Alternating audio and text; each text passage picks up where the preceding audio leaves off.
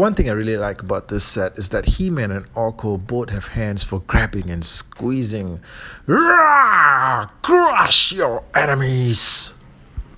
The packaging artwork depicts a massive, untamed He-Man, one of hulking proportions, with a chest the size of the Grand Canyon. The actual figure, however, is anything but. Product is not as advertised. Now guys, I had my reservations on picking up the Deluxe Masterverse Savage He-Man figure for the longest time, but then he ended up being discounted for just slightly over the price of a standard figure, and I figured, screw it. It turns out, even though he doesn't match the source material, he's actually a lot more fun than I thought he would be. By the way, the Savage He-Man is not taller than the original Wave 1 He-Man. I mean, I know that here he looks maybe an inch taller, but it's just that the legs on the first He-Man seem to be permanently spread out on mine. Especially after he was sitting on the Revelation Battle Cat figure for too long, and you know how wide that saddle was. But there, here you go, they're actually the same height. I'm very happy, of course, that the face sculpts are not the same. The first version He-Man looks kind of jovial. The Savage He-Man, while he doesn't look savage enough, he actually does look kind of like mildly displeased. Now, this facial expression alone is not enough to convey the savagery of this version of He-Man. Alright, he should be overflowing with rage, just like on the packaging artwork. But here, he mostly just looks like somebody that just found out, the coffee machine broke down or something like that. The articulation on the head is actually pretty limited, because of his long hair. But you can get a good, why don't we just pop the head right off? All right, you can get a good range of motion. You notice how the ends of the hair here kind of look like tusks, okay, that you could stab somebody with. Now, although I was disappointed with the diminished size of the Savage He-Man, the one thing that kind of made up for it was the overall fantastic work that was done with the paint apps here. I just really like the detailing here, the grimy detailing here. They kind of like added all these layers of dirt to the sculpt here. It just looks amazing. All right, I love this look. It's kind of like he hasn't had a bath or something like since, I don't know, 1982. All right, but yeah, fantastic work here with the paint apps. What do you guys think? Leave me a note in the comment section. The belt buckle that you normally find on most of the standard Masterverse figures is now gone, and it's been replaced by something that looks like a tin leaf buckle, right? But yeah, this matches with this overall primitive look, and this also allows for more of the loincloth area to be exposed.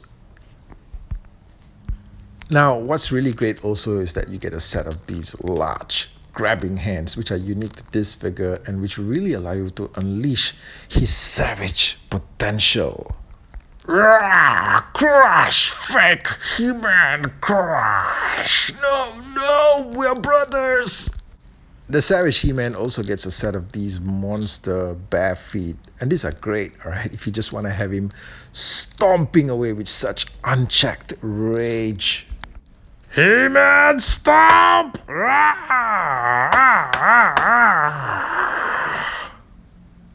Time for an accessories check, and you get a generous assortment with the Savage He-Man, including these two grip hands, which you're going to need to hold on to the weapons.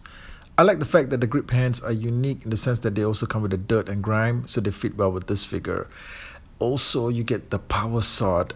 Now, this thing on first glance looks like a straight up repack from the Wave 1 He-Man, but if I were to compare the two power swords, you'll see that the new one that comes with the Savage He-Man is just a little bit more glossier. Alright, the gray is a little bit more glossier. Yeah, kind of a subtle repaint there. Other than that, these two are pretty much more or less alike. Here's an accessory that's being introduced into the line for the first time. It's a spear, a freaking long spear, and it's got some nice detailing here on the tip, some pretty rough, jagged looking edges there. Yeah, I kind of like the fact that we're getting a spear accessory here. This could probably go with a couple of other figures as well. Alright, finally we get the massive Battle axe. Now this thing was missing from the Wave 1 He-Man figure. It's great that we're getting the axe with this one. I like the fact that it's like heavily battle damage. It's been heavily used in combat. You can see all the dents here. Usually He-Man weapons are typically very pristine and clean. It's great that we're getting one that looks used. I somehow don't think the sword looks really good on the Savage He-Man, but the axe and the spear look fantastic, and he looks great just posed there holding these new weapons. And you know what, the thing about this figure is just that he stands up really well. I've been positioning him in a couple of different moves and stuff like that, and he doesn't seem to topple over. Must be those huge monstrous feet. And if you're talking about accessories, we can't forget about Orko. Now, Orko comes with a great looking transparent stand that's holding him up here. The entire figure can be removed, right? It's attached to the stand. To the bottom of the figure, there's a slot here actually, just below. There you go, all right? So the figure is removable from the stand. Now, Orko's hat isn't removable. It's one complete piece. It's just attached to the top of his head here, along with his ears. The ears are attached to the head as well. And he's got some possibility here in the arms. They're on ball joints. Some good range of movement here. Orko's not really one of those characters that needs a lot of possibility because he's just a disembodied floating imp.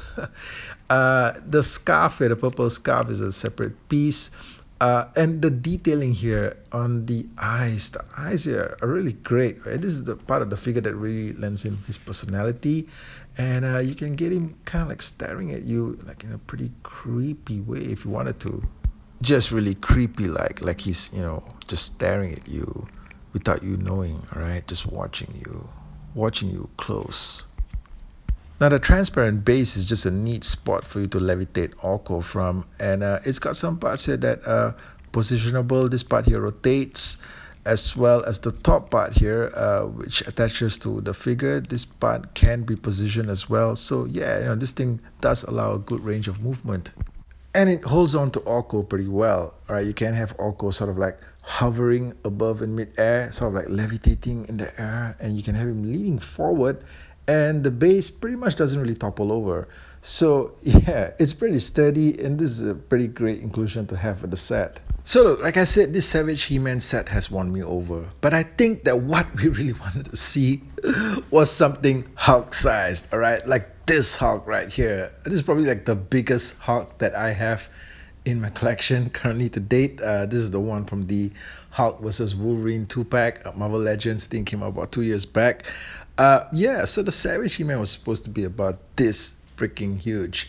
But it's not. But I think that if you accept the fact that he's just a savage version of He-Man that isn't tied into the version that you saw in Revelation, or even the version that's advertised on the packaging box, I think that, if you can set aside those things, you'll be fine, all right? And as you saw from the review, this isn't just some lazy rehash. The set's got some great new additions, great new accessories that are unique only to this package. I think that if you find him anywhere on a discounted rate, if he's on like a partial clearance or something like that, just do not hesitate to pick him up.